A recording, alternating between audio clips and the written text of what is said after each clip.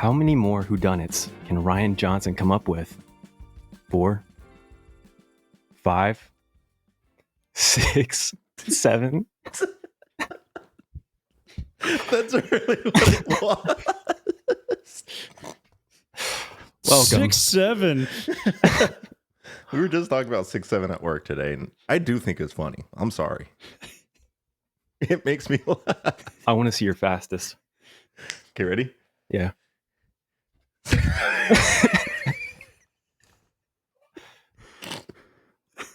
I'm gonna throw out my Yeah, you back need the doing exhale. that.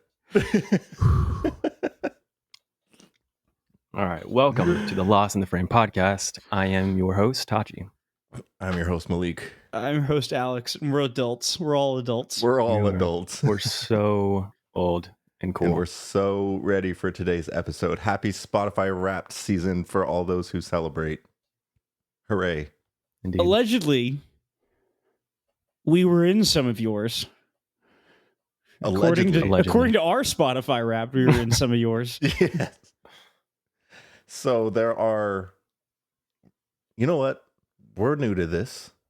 We're going to get these numbers up exponentially in the next couple of years. I like But exponentially. I like seeing where we're at right now. But right now, I think this is pretty cool that for 17 individual people, we're their number one show. Hooray. So thank you for those 17 people. And if you're one of those 17 Truly. people, feel free to leave a comment on Spotify or Apple Podcasts. Let us know you're listening. Let us know that you're here. We'd love to hear from you. But And thank send you us for everybody some who's feedback. listened. Yeah. Any constructive criticism or just Like, does Malik Notes need to of tone down kindness. the blackness? Does Alex need to tone down the autisticness? They're like, something's wrong with Tachi. He's a little obscure, though. We're not sure. can't quite put your finger on it, but it's there. How was you guys' personal Spotify Wraps? Any surprises or... I took a trip to Magdalena Bay. I need to listen to them more. Yeah, you do. Whenever they first popped up on TikTok, they had that one song that was going viral, and I was like, oh, this is good. I was like, wagging my finger, tapping my foot. Wagon. Yeah, I do that. Interesting. Who are they? What's their deal? They be vibing. All right, sounds great. Thank you. I don't know how to describe them. It's like alt pop. I've seen them described as like prog pop. Prog pop. Rock. I'm not familiar. Do you guys remember what your top genres were? Dream pop was my number I one can Dream tell. pop. because I Mine have will- issues. Mine was Midwest emo. I feel like Sounds that about right. tracks. I think so. I had Midwest emo, indie rock, metal, pop, and shoegaze. Oh, shoegaze is so gas. Love shoegaze. I don't remember my genres, but had a lot of The Weeknd, Childish Gambino, and Sleep Token. Do you guys remember what your listening age was? Was I it wanna older talk or about younger it. than you currently are? It was 40. Yours was 40? Mine got Mhm. messed up because of that piano stuff. Uh-huh. Mine's 63. Almost made me do some self-reflection, but it's okay. Someone at work, we were sharing our Spotify Wraps today, and she was like, I think Spotify was trolling me with the age thing because her top 5 artists were like, it was like Taylor Swift, Sabrina Carpenter, just like your Gen Z like pop artist, but it said Right. that her average listening age was 67. And so she thinks it was just like a 6'7" joke to travel. Because everyone's like, that makes no sense at That is all. weird. My parents over Thanksgiving break told me that they hated 6'7". I mean, they're both like teachers, so I'm sure Makes they sense. see it a ton. I hit them with 6'7". I hit them with the 6'7". It's You had to. Here's my take on 6'7". It is so stupid, like genuinely one of like the dumbest things that I've actually looped around to thinking it's funny. I agree. And I think that's what's so like endearing about it is that it's one about nothing. And two, it's just so stupid It's that a it means everything now. beautiful It part is- of modern it- society. It did Yes. actually warm my heart to see those videos of like the little kids at like the basketball games then like someone hits the free throw and it's 67. And they're all going nuts in the crowd. Like, and then like the players are doing it too. It's like wholesome, you know. Just The people let yearn kids for be kids. community. Yeah. Let the kids be kids. You know Okay, what, we all like stupid stuff too. We all thought, Not me. yeah, I'm sure we think our memes were like comedy gold, and it was really bad. I remember the B emoji. What's the I thought B it was emoji? hilarious. The B emoji. Literally the letter B, the emoji, the red B. You don't remember that? Would that And be that was a meme? replacing everything with B? Like Yeah. bit bookies? Instead Yeah. of C. Oh, that's part of my everyday vocabulary. So that one lives on. Yeah. Because Malik is gang affiliated. That's why he's moving to California. Is that a black joke? Maybe. Well, thank you for that. Yeah. Welcome. I'm a fan of 6'7", so maybe we'll throw a couple of jokes in this podcast episode for you guys. This is going to be our least listened to episode. Today we are discussing the new Knives Out movie, Wake Up Dead Man. We saw this in theaters last night. Yep. This episode is releasing December 12th. So if you're listening today, this is available in your home to watch on Netflix. So just make sure you pay attention and watch it. But we're going to talk about some movie news before we get into our thoughts and general discussion on Wake Up Dead Man. Anyone Cool. want to kick off the news? Again. Go ahead. All right. Whenever you're ready. Take your time. Jonathan E. Steinberg and Dan Schatz of Percy Jackson confirmed that they are developing a live-action Power Rangers series for Disney Plus. Hell yeah. Okay. I think the Power Rangers need some well-deserved TLC. Some love the fresh Power juice. Rangers. I Yeah. genuinely don't know anything about like the Power Rangers or the Oh my Power God. Rangers lore besides the fact that they got those suits. They look like they ride motorcycles and they're multicolored. That's it. The Pink Basically- Ranger was hot once upon a time. Yes. That's I know basically that all you too. need to know. I know ball. And they kick ass. They do kick ass. So is almost every Red Ranger too. Anyways, That's true. I've always been a big fan of the Power Rangers, dating back to Mighty Morphin. I grew up watching a Japanese one called Kakurenja, and there was they were ninjas. They were really cool, but the show had the goofiest intro and outro. I can show you guys I can share the link later, but it's genius, and Link I later. really miss it. Richard. What? You said link That's later. too good. Oh, anyway. Uh, You lost me. It's okay. It's okay. Let's move on. I can do the next one. All right. Vin Diesel will star and write a live-action Rock'em Sock'em Robots movie for Mattel. Diesel says the film will examine the role of competition in a world often measured by strength and dominance that dares to reveal the power of compassion at its core. what about family? I think that's what he wanted to say. Family. Rock'em Alive? sock'em family. Live action Rock'em Sock'em Robots. Now, this is the one where you'd control it, right? Like the Yeah, little you just punch thing. each other. So Yeah. it's like real steel, which is sick, by the way. Yeah, but like with your hands. Mm. So are we going to see people or the robots? I don't know. What is this going to be? This is either going to be the worst movie ever made, or it's actually going to be like, this is pretty good. With Vin Diesel attached, I don't know. I lean towards the latter. He has one short film Former? that's actually like pretty good. Like A short film? genuinely, like it's called, was it Multifacial? It's about like being a mixed race actor in New York City or something. Mm. I've seen it like twice. It's got this crazy, like super Italian opening. Should have And named it multiracial. multi It's right there. sure. Maybe he channels back into that. Who knows? He could have. There could be something deep inside him that wants to be released. Maybe. You don't think Groot did that for him? If the Iron Giant didn't, then I don't think Groot did. The Iron Man. The Iron Man. Tony. Family. We'll see. Scarlett Johansson is officially in talks to star in the Batman Part 2. Poison Ivy. Yes, that was please. my first thought. Yes, please. Do you guys like her? ScarJo? Yeah. Depends. I was going to say, it just depends on the role for her. Mm-hmm. She's either in like, wow, she's actually pretty good in this, or it's just like straight to DVD slop.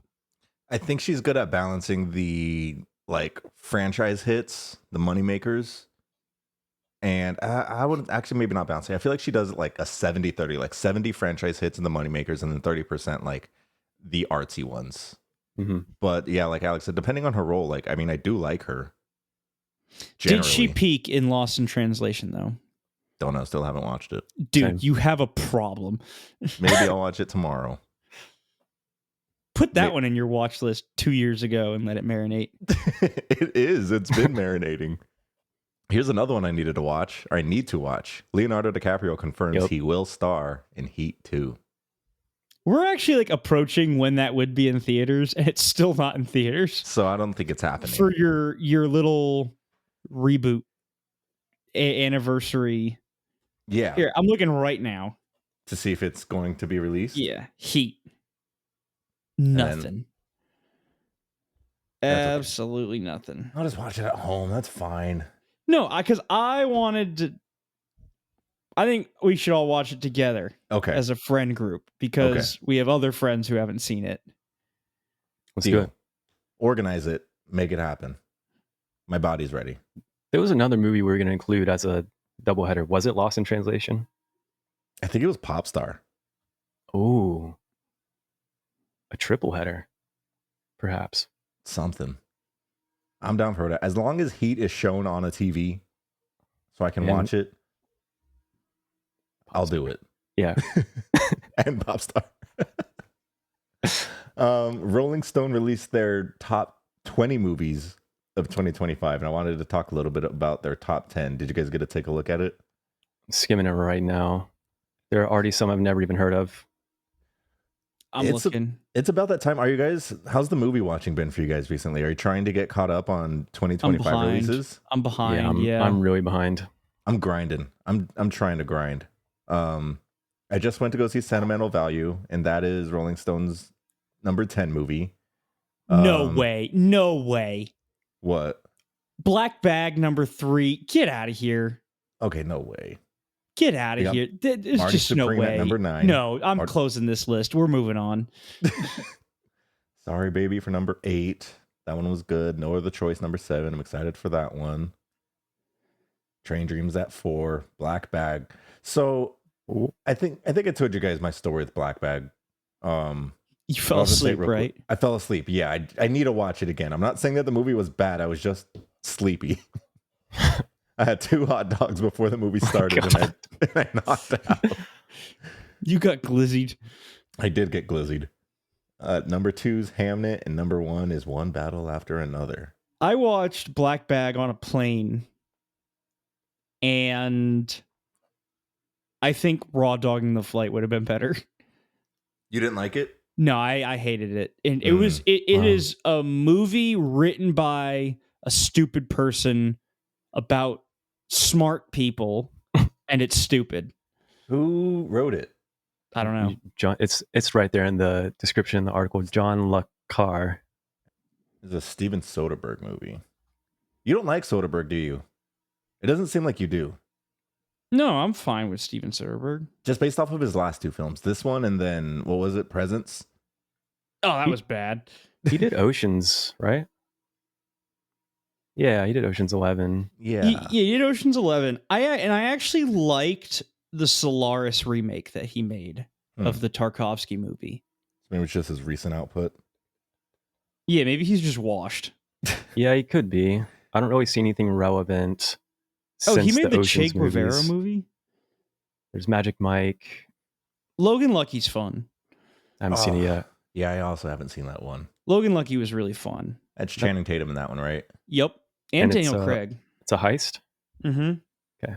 And Adam Driver. Yeah. Nice. That sounds like a fun movie. It's really fun. Are you guys going to try to be catching up this month? Yeah. Ideally. Because I've only seen 2 of the top 10 on this list, I think. Maybe just one. This list is whatever. Like, what's your personal list of what you want to see this year? Get your top 10. Because we got to talk about our top 10 like towards the beginning of the year. Yeah. In January. Yeah, I'll catch up. I watched recently Bugonia. Really liked it. Mm-hmm. Sentimental Value, I wanted to love because I've heard nothing but great things. I liked it. I don't think I'm as high about it as everyone else. And I just watched K-pop Demon Hunters before this episode. Golden? That's a banger. It's golden.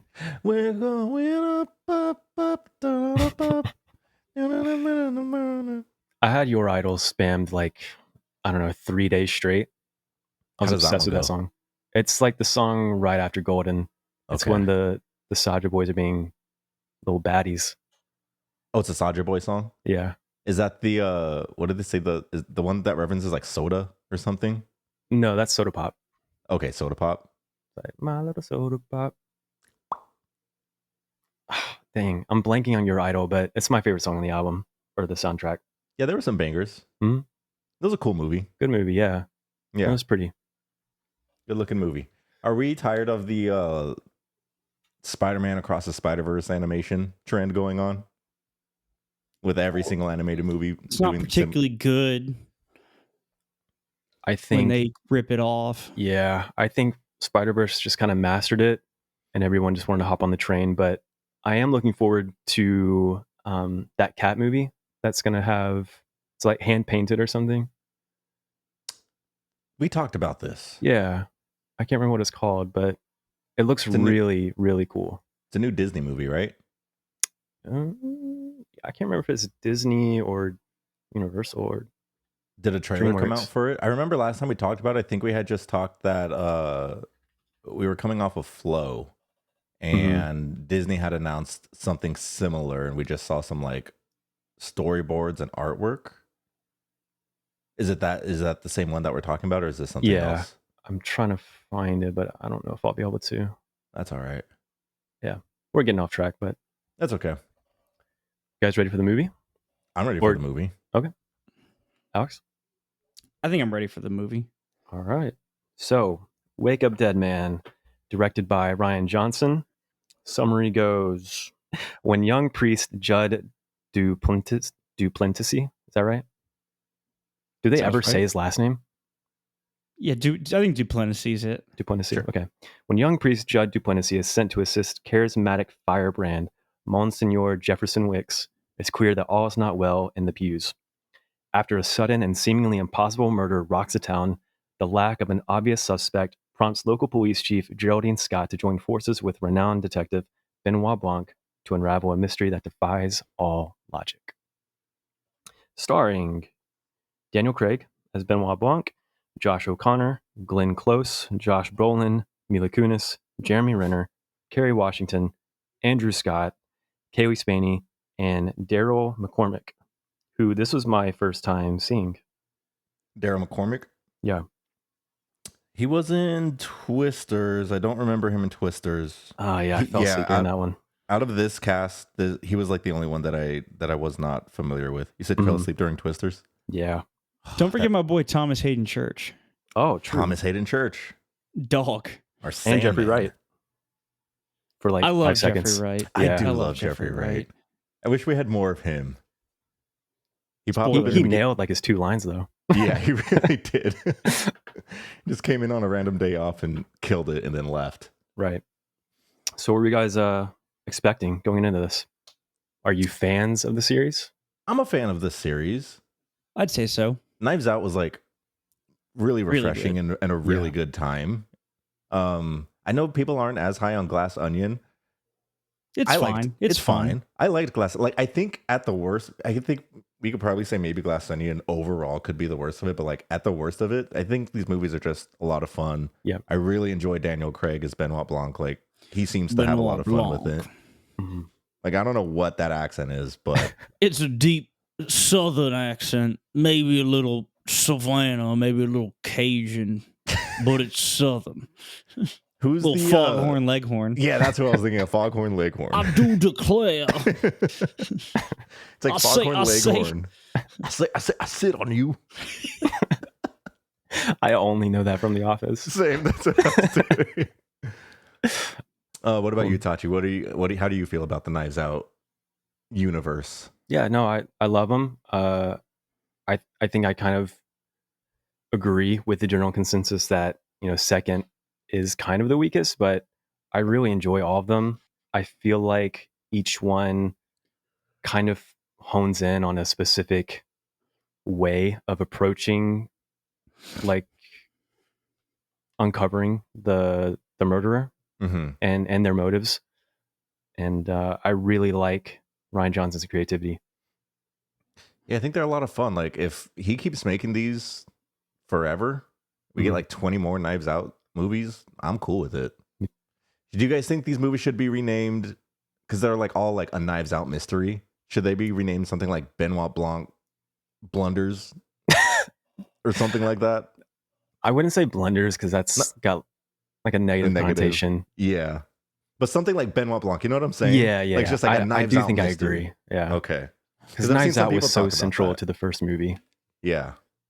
Not really any of the others, but yeah. I get you. I mean, I do like that the marketing for this one has pretty much just only been Wake Up Dead Man. Same. Mm-hmm. Yeah, I think they need to change the series name from like a Knives Out mystery to like, Benoit Blanc related.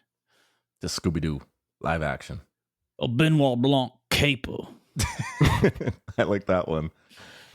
Let's do our Letterboxd Love Like Loathe. Tachi's got our 5-star today. I have our 3-star, and Alex with his 1-star. So my 5-star comes in from Juggler. Best one yet, best cast yet. Can't wait to see this again sometime soon. You're in for a proper Rian Johnson treat. Some insane cinematography that I just can't get out of my head. Such a brilliant movie. Adored the experience and loved every moment. Had to wait in a queue for 5 hours for this, and it was entirely worth it. Jeez. So really high praise. Yeah. Would you guys ever wait 5 hours for a movie? It depends on the movie. Yeah. Yeah. Like Dune 3, yeah. Oh, yeah. All right. Our 3-star comes from Taylor. Way too long. Messed up the pacing. We could have cut 30 minutes from the beginning and had the same movie. Made me rewatch Glass Onion, and I liked it a lot more than the first time I watched it, so maybe I just need to rewatch this one in 5 years. Thanks, Taylor. Neat. I have her 1 star. Joseph Earp, a Letterboxd patron. Astonishing that the medium of cinema, which has gifted us unparalleled highs of beauty and insight, also gave us Wake Up Dead Man, a movie that contains the word ponage, a climactic speech about Facebook comments, and a fourth wall break joking about Netflix. And ultimately, it feels like a smug 2009 liberal who has spent too long on Twitter farting into a diving helmet, placing it on their own head, and breathing it in for 2 hours and 20 minutes. Wow. The worst part is I went on this person's profile to judge their movie tastes. They kind of know ball. Like, a lot of their 5 stars, I was like, oh, that's a good one. Like, how do you interpret that review? What fourth wall Netflix joke are they talking about? They did name Netflix like directly. Yeah, well, there was like a streaming, like, oh, this will be a streaming show on Netflix or something. Oh, I don't remember that. I think they made a joke about it being like an unsolved murder. Yeah. And it appearing as like a streaming service thing. I think there is some validity to some of the corny stuff, like ponage in 2025. Are you kidding me? Come on. I don't remember someone saying ponage, and I'm glad I don't.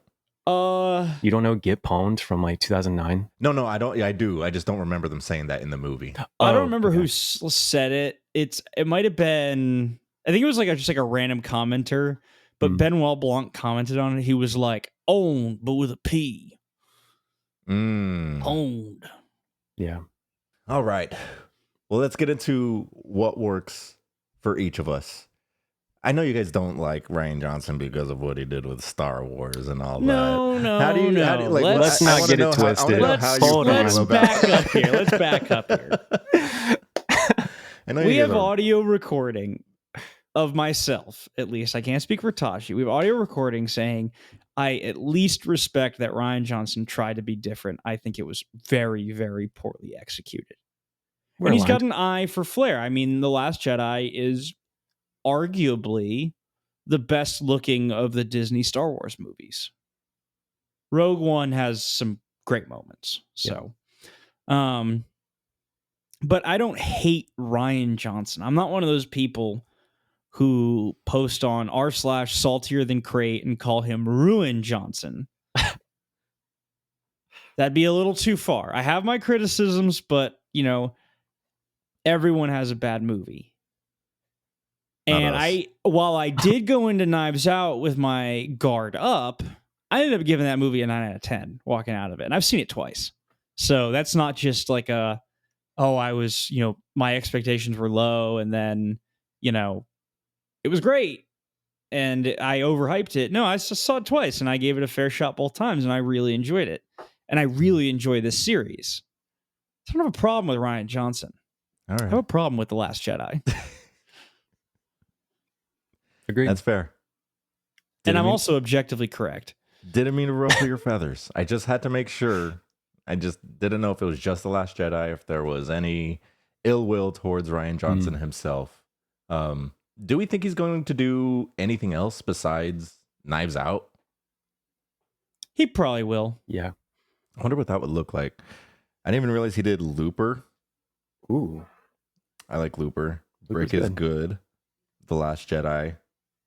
He did a couple episodes of Breaking Bad, including Ozymandias. Like really? that God, he Breaking did. Bad episode. Oh, yeah. shit. Yeah. That's big time. That's nuts. That's like nuts. top 10 all time. Yeah. Cool. He seems like a nice dude. I'd like to have a beer with him.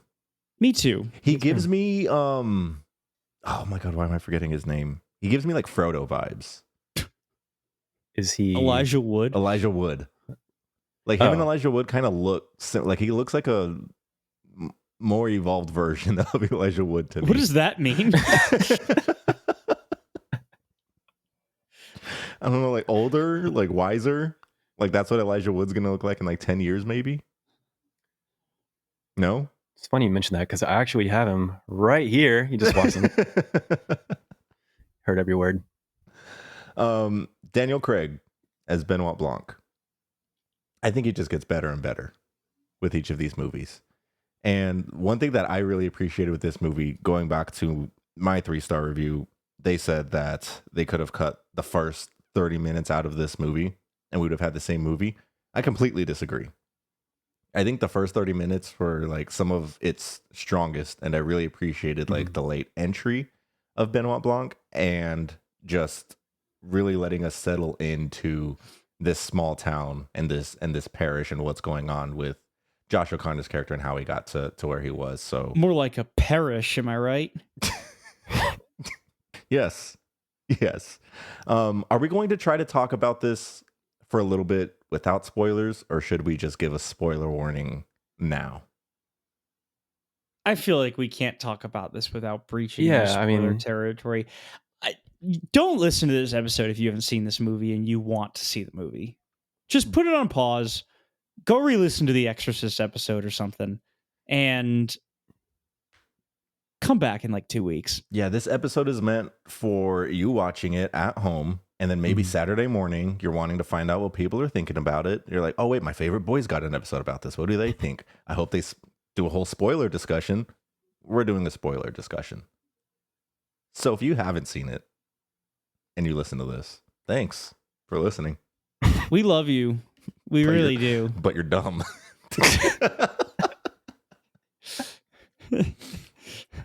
I'm joking. Me when I listen to the synopsis of a whodunit movie and I find out who did it.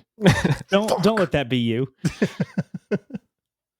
What works for you guys? We can go around the horn here. Love Josh O'Connor. He's great. He's awesome. He was so good in this. And Challengers. He plays. I think this movie was pretty surprising for me. It's very different from both Glass Onion and Knives Out, and we'll get into kind of the specifics of exactly why. But I think a lot of that Josh O'Connor lends a heavy hand in. He plays this priest so convincingly, and the struggles that he's going through, both personally and with his faith. Like I was just like I fully believed him throughout this role, and I really like him in it. The character design of him having a neck tattoo peeking over, Yeah, was so good, so good. I feel It's like there's a perfect. lot of fun small little nuggets in this that like I most likely am going to rewatch this when it comes out next Friday. For sure. I think these movies gain a little como se dice, edge to it when you rewatch it, knowing like how everything kind of wraps up. You can kind of look out for those like little Easter eggs and everything like that, and like, duh, of Right. course this is why it happened. So I'm excited to rewatch it. Alex? When I heard the synopsis as a movie announced, I thought it was going to be very, very, very like lay Reddit atheism-y. Not that I have a problem with anyone's religious beliefs or anything like that, but there's just like a level of cringe that comes with that topic that I was like, oh boy. Like, please don't have a 2-hour and 30-minute movie be like r/atheism, Mm-hmm. because those people suck. And I think that I was a little bit worried as well, because I thought the political commentary in Glass Onion was a little heavy-handed. Yeah. And that's just something that's a personal pet peeve of mine. I don't like it when things are too heavy-handed. Doesn't matter what it's about. It could be something that I disagree with, it could be something that I agree with. I don't like it when it's heavy-handed. And that was really where my worry was coming from, because, I mean, I think all viewpoints are valid. It's important to have dialogue and discussion and difference of viewpoints. That's not my point here. But I was genuinely really surprised to see that Rian Johnson was as detailed and as, I think, open about the religious aspects of the movie. I think we read this off camera before we started filming. One of the 5-star reviews said that this is like the most Christian movie made since The Passion of the Christ, and they're not entirely wrong.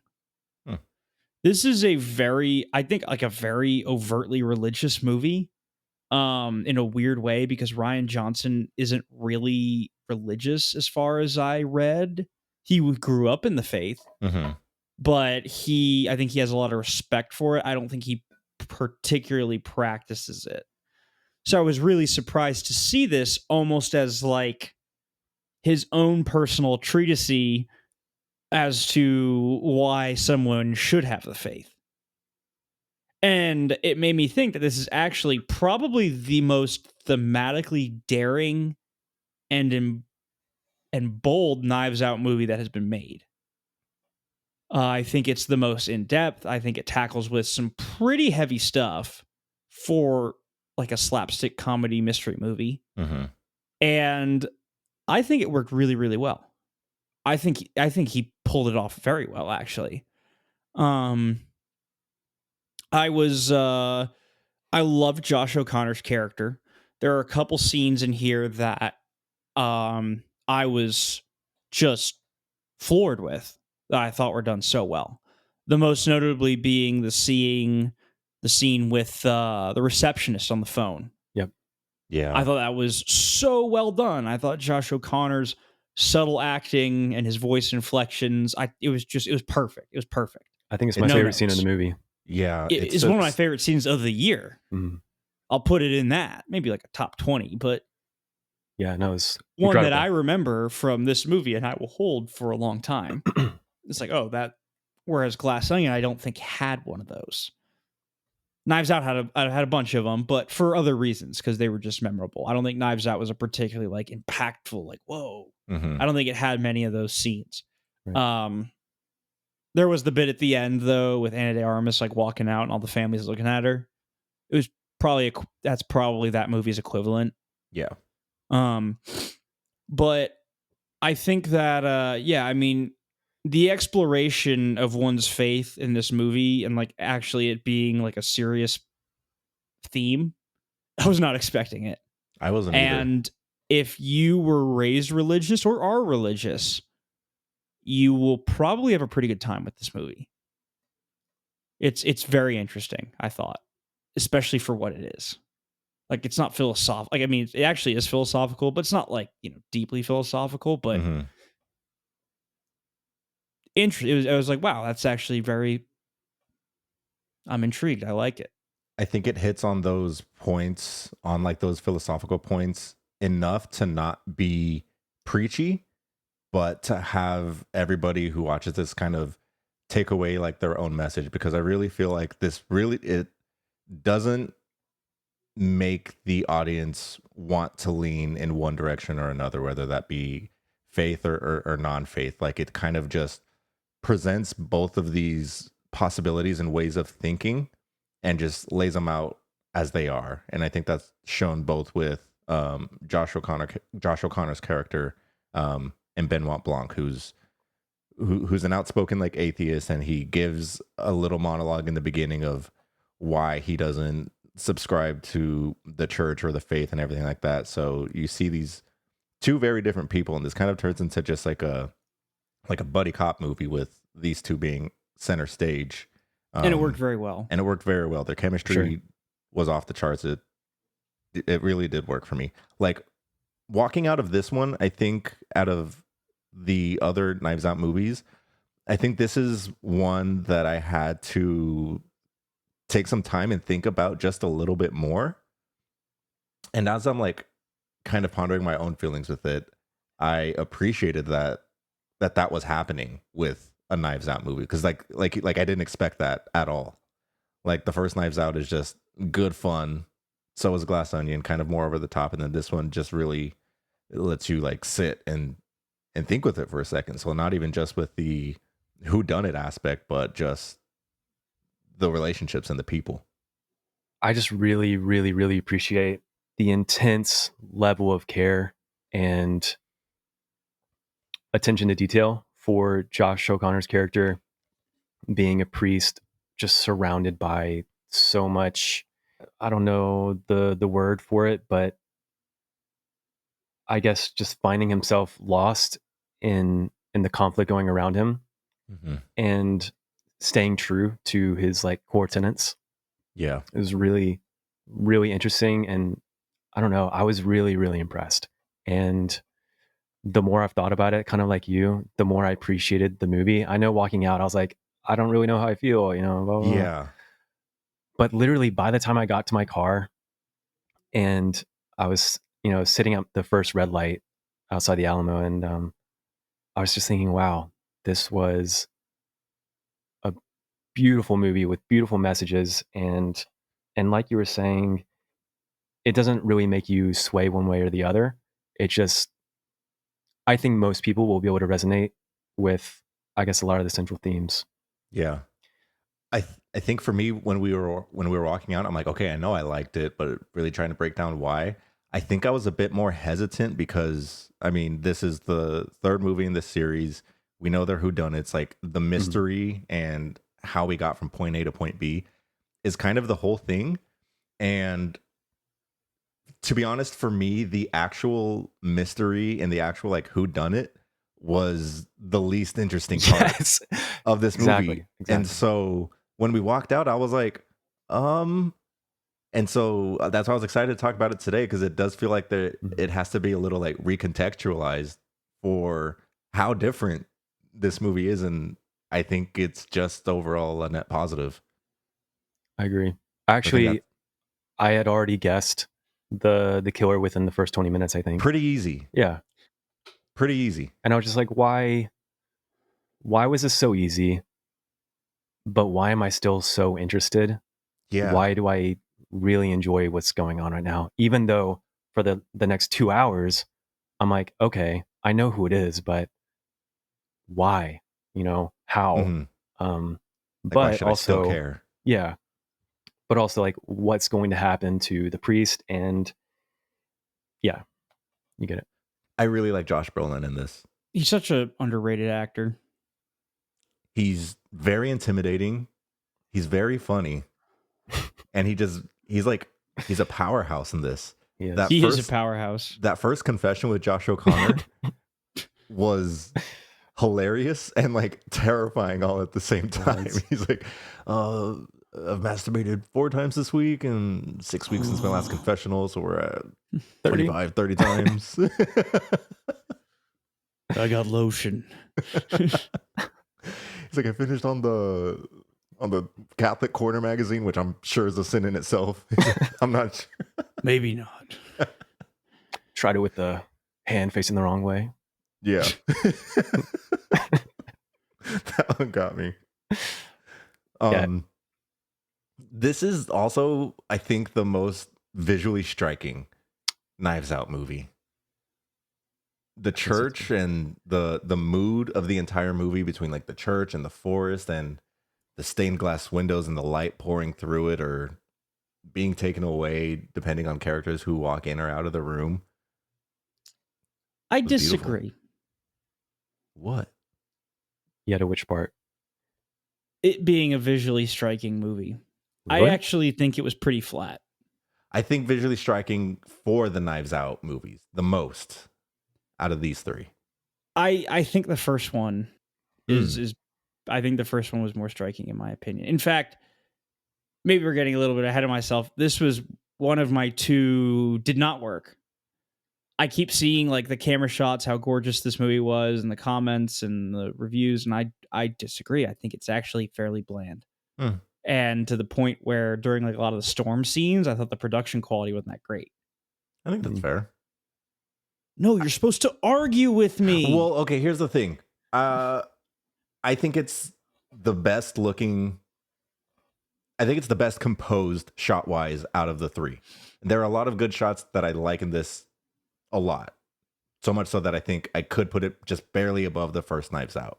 I think the first Knives Out does the mystery better. I think it has a better supporting cast, better chemistry between all of the cast. Like, there's a lot of things that the first Knives Out does better than both Glass Onion and Wake Up Dead Man.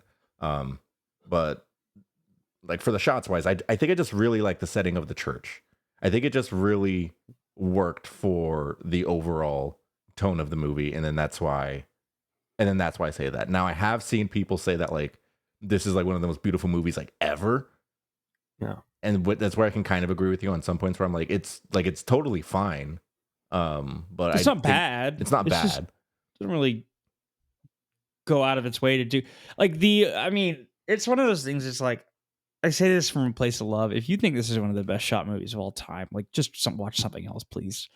I think people think this in the framing of the Knives Out movies.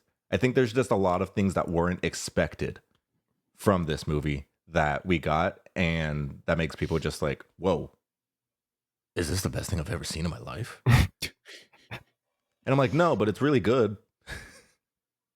Like the shots I did appreciate. I like the use of like the windows and the light coming through and the angles and all that. That was neat. I think that's what but it wasn't super original. Mm-hmm. It was like, oh, they're in a church and the light's shining on somebody. Like, whoa, never seen that before. I really can't wait to rewatch this because with the lighting, I feel like there are probably a lot of visual cues that we just didn't, pick up on because it's our first time viewing. We don't know what the story is, but I just think that there are a lot more qualified people that are going to have some video essays that and I'll watch them. Probably going to watch. Because I don't know. I thought it looked good, not great, but a lot of things seemed really intentional. And so on a rewatch, I'm hoping to pick up on, what Rian Johnson was trying to do. Mm-hmm. I'm more with you on that one. Daniel Craig, Josh O'Connor, and Josh Brolin are like my standout performances from this one. Did anyone else stand out for you guys, performance wise? I don't know much about Glenn Close, but I really liked her in this role. My dad's gonna come fight you. He doesn't like Glenn Close that much. He doesn't. In No. general, In general, he just doesn't Okay. like Glenn Close. I don't know if I've seen her before. I've known of her, but Oh, to be an older person who just has beef with an actor for no reason. Yeah. God, I am. we were robbed. We were robbed of just a better life We'll get in old. so many ways. We can beef with actors whenever we're like in our 60s and 70s. I'm old and I have beef with an entire family. So It's once you hit your 30s is when the blood Yeah, feuds start coming exactly. up. I'm so ready. Just You just start fast caring, forward yeah. 3 years. One of the things that I hit on earlier that didn't really work for me, this is a stacked cast, but I feel like the supporting cast was IMO very weak to me. It was Expand really on that. underdeveloped. Yeah. So It just- much That was was- given to Josh O'Connor, which I am thankful for, but it did leave a lot of people out to dry. Yeah. And that's like part of the appeal of these movies is the ensemble cast and Right. the different characters that we get. This one, they just kind of felt like written characters to me. They're like, oh, this guy is the author. He's the drunk author. This guy is the divorced doctor. This is the crazy lawyer. Like, and it just felt like that was all there really was to them. Yep. So like the weight is pulled by Josh O'Connor. You're totally correct there. But I do wish we had just some more oomph from the rest of the cast. Like Kaylee Spaney, love her. I didn't Some- care about her Did at not all. care about her character whatsoever. Yeah. Which is a shame. But Like How it da- was that's very ableist of you. How Shut dare you up. not care about her? Like the most interesting part I think about the supporting cast was when they were with Josh Brolin, seeing the control that he had over them. But as soon as he's like out of the picture, I feel like they just lost all steam. Whether that be intentional or not, I don't know. But that's the last 2 hours of the movie without Josh Brolin. So yeah, that's basically my what doesn't really work for me for this one. I think Thomas Hayden Church was the only like supporting cast guy that was like you kind of care about him a little bit because he's like a normal human being. Yeah. He just got that very like he's got a soft face. You kind of just want to grab beer with him. Yeah. Well, he's sober. Oh no! yeah, you're right. When it's so short, but that scene when he gets into the coffin and the face that he makes to Glenn Close, I was like, wow, that's Yeah. love. Yeah, he's just something in his eyes. Yeah. It's like, see you soon. And I believed it. Mm-hmm. Said that they spray painted rocket ships all over the gravesite. Right. Yeah, no, I wanted more from Andrew Scott. I feel like it was building up something. And then Yes. the last hour of the movie, there's just like nothing from him really. I Kinda really really like sad. Andrew Scott too. Yeah. He gave us a couple laughs, whatever, because of the shot of him building the moat That around his was house. good. That's good. Alex, you mentioned one of the ones that doesn't work for you was the visual style. What was your other one? Well, we did. There was a third, and it was the ensemble cast being a little half baked. Okay. But might be a hot, spicy take. Here we go. Benoit Blanc. You're getting a little too close to Flanderizing him. You're getting a little too close. What do you mean? He insists a little too much on himself in this one, just a tad. He's a little too much of a caricature of himself from like the first one. Pump the brakes. Okay. Don't ruin this character. I agree. Because if you straight up turn him into like, look at me, I'm Foghorn Leghorn, and I know so much, and I'm a genius, and I'm this, and I'm going to do, like, you're going to ruin it. It's going to be ruined. And Rian Johnson had him like this close. You were towing the line. Now, Was I don't it- think Daniel Craig did a bad performance, Uh-huh. but I think with what he was given, you naturally are approaching the line. I agree. And I don't want to see that happen because I really like Benoit Blanc. It seems like it's a hard line to walk because we get the first movie, everyone loves this character, and you're wanting to develop him just a little bit more. And so it's like, in the first movie, you just feel like everyone's kind of just greasing their wheels, kind of getting everything ready. And then I feel like by this point, Rian Johnson and Daniel Craig kind of know this character and know what they want from him, but like, is what they want going to end up being a little too much? Here's what they need to do. They need to take so there's a fourth one, right? There was a fourth one greenlit. I think there was. I think there's so. a fourth one greenlit. Oh, nice. If not, breaking news. I'm making this up. Breaking news. There's a fourth one that's going to get greenlit because there definitely is. For if sure. there hasn't been, the fourth one needs to be a prequel. It needs to be like a young Benoit Blanc, and it needs to be like one of his first or second mysteries. Okay, then you have the origins of the character, and you can pump the brakes a little bit and let him not get flanderized, because then you could just go back to what was working in the fifth one, which is gonna be greenlit. Tachi, I was you're just praising thinking it. like that entire thing. I'm like, we need, for the fourth or fifth, we need to understand him and just get more out of him than just he's a genius, goofy, whatever. Because yeah, sometimes it was I feel like as a whole, like we have issues with like prequels and these things coming out. But for this case, I think I would agree, because Benoit Blanc is going to be the central recurring character for these movies. He is the vehicle for driving these themes of whatever mystery he's solving are. So I think that would help. I'd be down for it. I would like a reason other than just him getting enjoyment out of it. Before we get the prequel, though, so all of these movies so far have all kind of been around a specific season.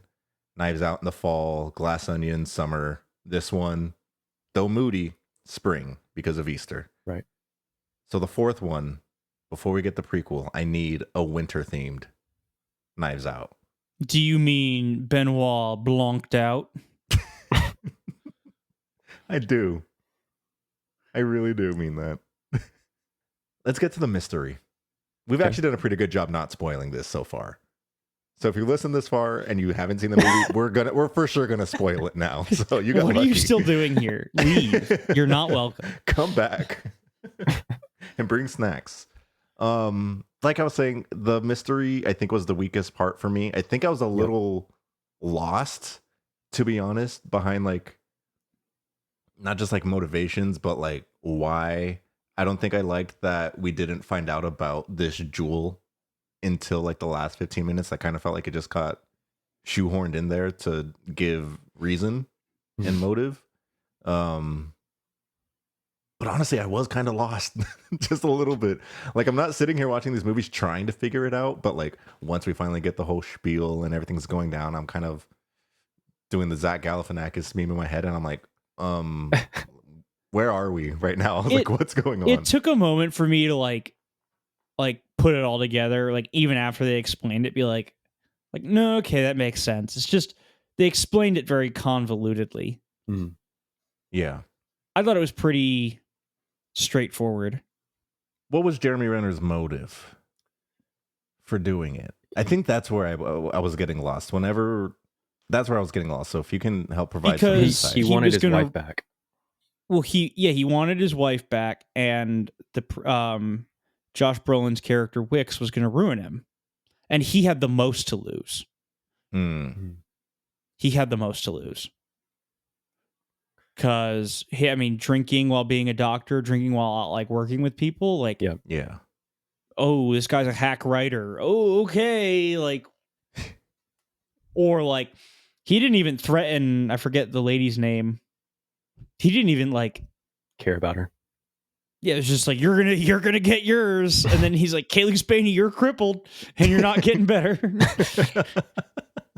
That's your punishment. Like the only person he threatened that had like any real weight or consequence was Jeremy Renner's character. Yeah. So between him and Glenn Close, Glenn Close didn't want to see him become this non-holy like politician. So they team up together because they both have like the most to lose. She loses her godhead. He loses his career after losing his wife. And they team up they both get a win. He potentially gets his wife back with the money, and she has her godhead ascend into sainthood in her mind. Yeah. I did find the murder to be the least interesting part. And all I really wanted to see is just how Josh O'Connor navigates clearing his name and dealing with, all of his internal struggles about staying true to himself, his beliefs, his faith, while just everything is crumbling around him. I guess I don't really have a problem with the murder and the mystery really not being the most captivating part of the movie. Yeah. I would like that to be changed moving forward. I don't want, every murder mystery to be easy to solve or just not really that interesting. So I think it there's worked a way, this time.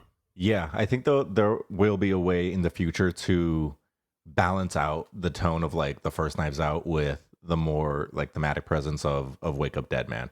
Right. I think they'll be able to figure that out for sure. So hopefully in the future, like I said, I will always watch these movies. I think no matter what, they're a lot of fun. I love a whodunit. Love a whodunit. Why done it? I really like the reframing of the mother. What do they call her? The harlot whore. Yeah, something. I like really that. like the reframing of her that Glenn Close's character had in the end of it. I think that tied that up really beautifully. Good movie. The That's a good harlot movie. whore, calling your mom a harlot whore is crazy. That That is is crazy.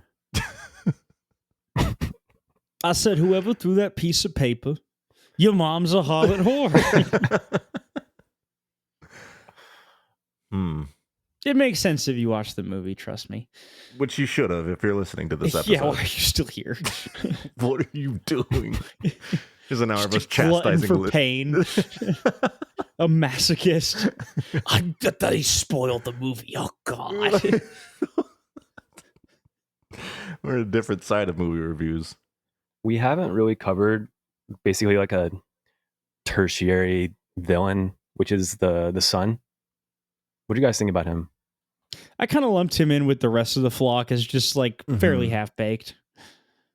Yeah. Slightly more baked than the others. Maybe like a little rare.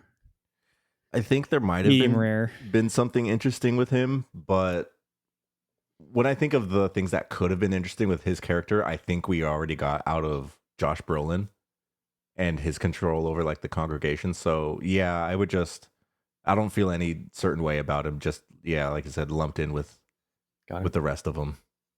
Who else? I did love how he was going to build Josh Brolin's political career with his, like, you're a viral sensation. And it was like the views were all like 1,000. 18. I think would have had like 18 views, like a reel or something like that. I didn't catch that. That's good. Kerry Washington had a good little monologue there for a little bit. Which one? I don't know. She's kind of just popping off about something. I remember just being like, "Oh, that's pretty good. Good job." Okay. Was it Washington. about like Her like how much of a fraud Mhm. Wix was? Yeah. Okay. Yeah, That was solid. having to like raise his illegitimate son and everything like that. That was the highlight of her character. For She sure. didn't do anything else of note besides she at that. least got a little bit. She got a little bit. She was ripping cigs. That's the only other thing. Inside. inside. Cigs inside. Bring them back. Mila Kunis as the sheriff. Yeah. Strange casting. Just there. Just there Yeah. to be there. Unfortunate. I kind of have the ick about her Why? after the whole like Danny Masterson thing. Oh yeah, didn't she she came to his defense, didn't she? I think so, yeah. Yeah. Yeah. That's not very good. Yeah, and I hadn't seen her. I think that was the last I'd like heard of her was the whole Danny Masterson case, and then she came The whole Scientology adjacent thing. Like, we're not Scientologists, but like we could be. up. Maybe. I mean, it'd be. Let's just say for the sake of the argument. This It'd be episode crazy is if brought we to you were. by the Church of Scientology. They'll get us. Dude, I'm not sure what they'll do, but they'll get they're us. down the. Have you seen the remodeled building on Quad? Mm-mm. The Scientology building? No. It looks really nice. You can actually see inside now. You used to not be, when I was in college, when I was at UT, you couldn't see inside it. Now you can see inside it. Where on Like if you Guad is stand it? out on the sidewalk and look in the windows, you can see inside it. That's Is how it they a- get you. I think it's across from the Target, right? Yeah, like Around there. that area. It's like, yeah, it's right Next- by the Target. Like near the Canes and Domino's. That's A right there? little farther up, Yeah. more on like, it's really close to like the co-op. Oh, okay. Okay. I used to get my haircuts over there. Wooten's. Yeah. They demolished it. Oh, no way. Yeah, they demolished that whole block, that whole building. No Wow. way. It's gone. We drove past there after Thanksgiving. Wow. That whole thing is gone. Yeah. Even the Thai How Are You restaurant is gone, but that Yeah. wall is still there. That I know the wall wall is still there. I That's a know. good I remember restaurant. seeing the Thai How Are You being knocked down a while ago, but Wooten's was still, and those stores were still up. Oh, that's so sad. Mm. That's where I used to go when we lived together, Tachi. I would Oh, drive all yeah. the way down there, and then I'd park kind of far, and then I'd walk like down Guad just to Mhm. get some steps in, and then I'd go to Wooten's. Dang. Wow, they had Good times.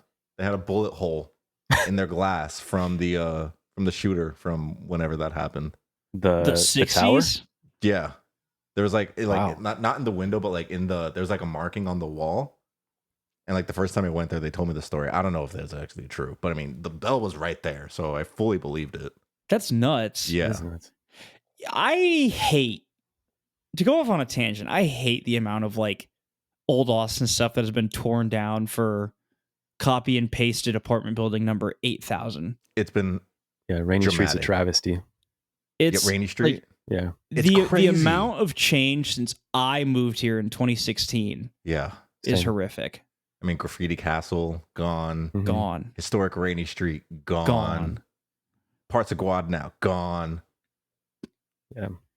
We need these West luxury- Campus gone. we West need these Campus luxury used to look like apartments. North Campus. What's it look Gone. like now? Just tons of huge apartment buildings. Yep. It's like you get like you feel trapped of all the big buildings around. It used to just be like a lot of like small condos and Frat houses. smaller apartment buildings. Yeah, frat houses. Like my apartment building when I was at school was like one of the larger ones. And now you can barely see it from the street. Wow. Yeah. Yeah, I've seen pictures of like the skyline of the year I moved here compared to now, and I'm like, holy shit. Mm-hmm. You should see a picture of the skyline when Texas A&M last beat UT. It's unrecognizable. Is it like not there? Good It's burn. like it's like 2010. I don't even think the Austonian was built yet. Dang. Wow. Anyway, to get off our tangent. Back to Wake Up Dead Man. Gentrification bad. Wake Up Dead Man Lost good? in the land development. just wait till I read the Monkey Wrench Gang. You guys are gonna just hear some crazy takes. Anything else that you guys wanted to shout out that you either liked, didn't like, wanted to see more of? The writing had like tiny little dips of like I don't know. I don't know how to explain it. Maybe he was just tickling himself, but Like the Scooby-Doo line? yeah, just like strange, like almost like Scooby-Dooby-Doo. Marvel corny jokes. Mm. I don't know. So some of that kind of bothered me, but it's fine. It didn't ruin the movie. Yeah. I think Don't do it, Ryan. Don't do it. Don't. I feel like he could potentially be like on a slippery slope with the Mhm. future of this franchise. It could go either way. Don't, dude. I'm begging you. I defended you on this pod even after The Last Jedi. Don't do it. I will call you Ruin Johnson. But it will be about Knives Out, not about Last Jedi, which is crazy. That'd be something new. Don't do it, Mhm. Ryan. Anything from you, Alex? Are you guys ready for ratings? I am ready to rate it. Okay. Dibs on not going first today. So my initial thought was a 3.5 out of 5. And then I bumped it up to a 4 out of 5. And I think I'm going to bring it back down to a 3.5 out of 5. Okay. Okay. That's Because good. I think you guys raised a lot of very valid things about the points. I mean, about the writing. And I agree with it. I have, my problem with the way that it looked, and I had some problems with Benoit Blanc's character getting a little close. He's getting close. But I think what Josh O'Connor was cooking in this movie was Michelin star. For sure. Agreed. And I like that. I'm gonna use that. That was really good. That was good. Well done. What Josh O'Connor was cooking was Michelin star, and you should watch this movie just for that. If he had a better support around him, I think this would be just as good as the first Knives Out. I agree. Yep. I think this is firmly my second favorite in the franchise. Okay. 7 out of 10, 3.5 out of 5. Okay. I really wanted to give this a 4.5. I liked so much of it. It had so many promising characteristics, but yeah, just the little bits of writing that the jokes just not landing for me at all. Weaker ensemble, whatever, but I'll give it a 4. 4. Yeah. Really good. So walking out of the theater, the initial issue I had of the central of the mystery itself, but then like having to think about it for a little bit and then having like today's conversation, like walking out of the theater, I was definitely between like a 3. I enjoyed it between like a 3.5. I think I'll land on a 3.5 for a lot of the same reasons that Alex is right now. Like Josh O'Connor is really pulling his weight here. Josh Brolin's first 30 minutes here, I think, is fantastic. I think with the help of a more fleshed out supporting cast, I think it would have elevated those performances just so much more. I really, really do appreciate the conversation that this is having with religion and faith. I think that's a really interesting way to take a whodunit movie. So potentially, like on a rewatch, this could bump up to a 4. Maybe just like tuning into those themes a little bit more. But I feel solid with a 3.5. It was really good. I really enjoyed my time, and I'm sticking to it. Nice. That sounds good. Watch Wake Up Dead Man. Let us know what you thought of the movie. We're gonna get 20 more of these, so strap in and just have a good time with it. Sorry if we spoiled it. We're not sorry. We warned you. We warned you multiple times. If you're still here and you didn't watch the movie, it's your fault. You have problems. What is on your guys' watch list for the rest of the month? What is your priority? Marty. Oh, Marty. Marty for Marty's sure. gonna be gas. I'm trying so hard not to see anything. I still haven't seen the trailer. I've accidentally seen like 3 seconds. Mm-hmm. And then I'm like, oh, shoot, it's Marty Supreme. When I'm like going through TikTok or whatever, the trailer will come up. Marty Supreme, Christmas Day, Marty Supreme. I can't wait for that. And an Avatar. I'm excited for Avatar. Yeah. I'm excited. I need to see like Sentimental Value. Same. There's a couple things I want to catch up on, like Begonia. I need to do Wicked Part 2. I'm kind of dreading Wicked Part 2. I guess I need to see. I want to watch it at home so I can get up and walk around if I need to. I guess I need to see After the Hunt. Yeah, just stuff. Are you guys interested at all in Anaconda? No. Okay. When did I think I just saw that trailer and I don't know. It feels like a Jumanji-fied Anaconda. It feels like Jumanji / Minecraft of monster movies. Like that was like I knew Paul Rudd was in it. I just don't know what I was expecting. Rental with Family. Anaconda. I need to see Rental Family. Oh yeah, Rental Family. Yes. So I just don't know what I was expecting for this Anaconda movie, but watching the trailer, I was like, oh, okay, whatever. Yeah. I mean, I don't hold Anaconda to like the highest regard or anything like that, but Jack Black looks homeless again. He has to stop. Get some help, dude. I'm excited for No Other Choice. Yep. Gas. That one I'm really excited Looks for sick. that one. The couple that we haven't mentioned, I want to watch If I Had Legs, I'd Kick You. I need to watch The Life of Chuck. And I've got 32 movies on here. I don't think I'm going to get to all of them this month. So I'm going to have to try to prioritize. So like I might skip Tron Ares. I do need to see Avatar Way of Water. Oh yeah, we know. It's beautiful. You got a week and a half. I might do it tomorrow. Good. What's the deal with Hamnet? Is Airline it getting a food? theatrical release? It's out now. Oh, it is. Okay. Yeah. Yeah, it came I wanna out see that. last week. I do want to see Hamnet. That and Train Dreams. Train Dreams is at home. Yeah. I've seen a lot of Train Dreams hate on my timeline, though, and I'm like, Really? y'all are miserable. Live a little. Feel something. Yeah, I'll be excited to see what our end-of-year lists look like come January, and then we'll get to award season. Hopefully do some fun things there. Are we going to have like a ranking episode of 2025? Oh, for sure. Okay. For sure. We'll dig through the gold and see what all the poo-poo was. Ready to upset some people. All right. Well, I think that just about does it. Go watch Wake Up Dead Man.